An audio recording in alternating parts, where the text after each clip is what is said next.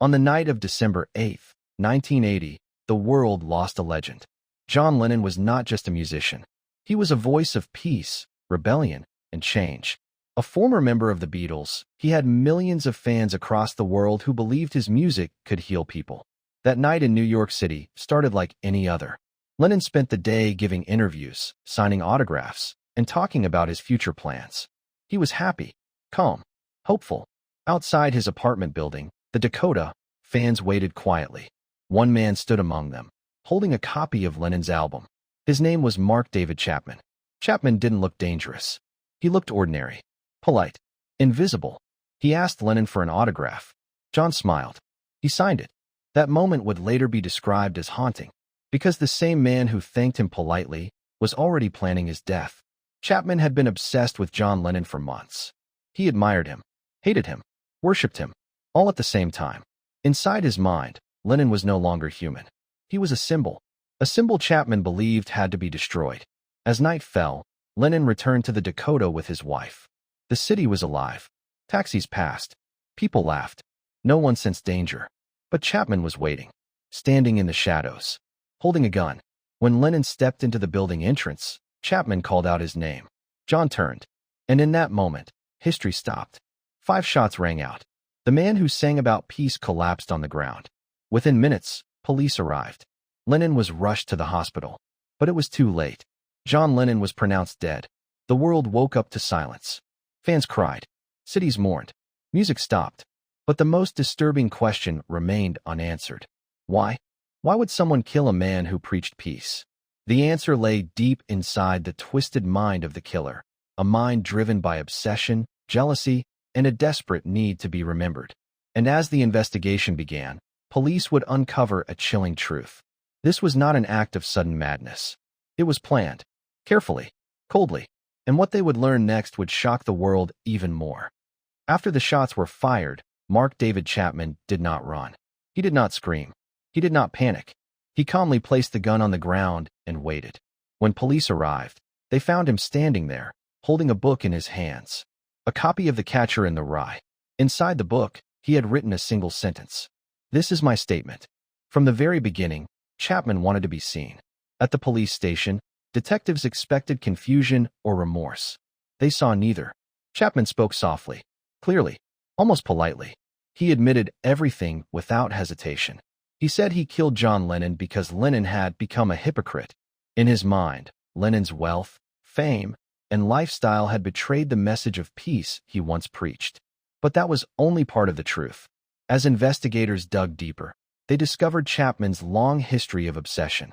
He had followed Lennon's life closely, reading interviews, listening to his music repeatedly, and building a fantasy where Lennon existed only inside his head. I tried to speak, but my voice wouldn't come out. Then I saw her again. The woman with the black eyes. She stood closer this time, her face clearer under the pale tower light. There were dark marks around her neck. Finger-shaped. She spoke without moving her lips. They promised to remember us. The ground beneath my feet vibrated softly, like distant drums. Images flooded my mind again. Blindfolds, hands tied, people pushed to their knees. I felt the terror, not as a memory, but as if it was happening to me. They buried us quickly, she continued. They built over us. They listened to machines, not prayers. The whispering grew louder. My head felt like it would split open. I dropped my tools and covered my ears. That's when something touched my shoulder. Ice cold. I screamed. The figures stepped closer. And then, all at once, the tower lights shut off. Total darkness. The whispering stopped. The ringing in my ears turned into silence, so deep it felt violent. In that silence, I heard one final sentence, spoken clearly, directly into my mind. Next time, you won't leave.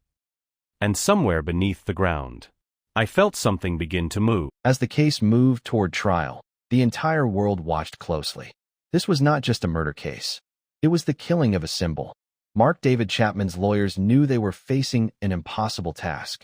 The evidence was undeniable. Witnesses had seen everything. Chapman himself had already confessed. There was no question about who pulled the trigger. The only question was why. Chapman pleaded guilty, avoiding a long and painful trial for Lennon's family.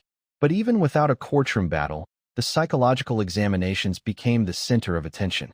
Experts studied his mind. They described a man split between fantasy and reality. A man who struggled to understand who he was. A man who believed that killing John Lennon had given his life purpose.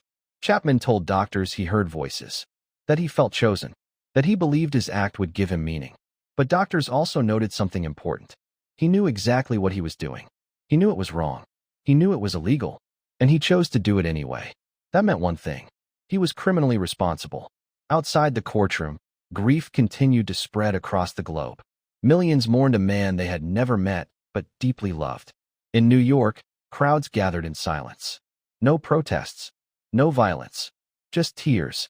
John Lennon's death marked the end of an era. His voice was gone, but his message remained. Inside prison, Chapman began a different kind of life. Isolated. Watched. Studied. Over time, he expressed regret.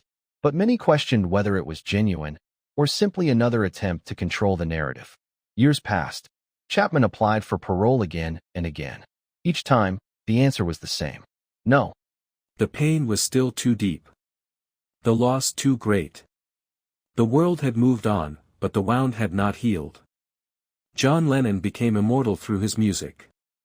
Chapman became a reminder of how dangerous obsession can be. And even now, decades later, the case remains one of the most disturbing examples of fame turning deadly. Because it proved a terrifying truth. Sometimes, the greatest danger doesn't come from hatred alone. It comes from obsession. Life inside prison was nothing like the attention Mark David Chapman had imagined. There were no crowds. No interviews. No applause. Only silence. Chapman was placed in protective custody, separated from other inmates for his own safety. Even behind bars, his crime made him a target. Guards watched him closely. Every movement was controlled. Days turned into years. In that isolation, Chapman began to change his story. At times, he claimed deep regret. He spoke about finding religion. About understanding the pain he caused. About wishing he could take it all back. But many believed these words were learned, not felt. Psychologists continued to evaluate him. Some saw signs of mental illness. Others saw manipulation. A man who knew how to say the right things at the right time. Outside prison walls, John Lennon's legacy only grew stronger. His music played on. His message of peace spread further than ever. Memorials were built. Generations who had never seen him live still felt connected to his voice. Inside prison, Chapman watched all of it from a distance. The man he killed became eternal. And he remained locked in a cell.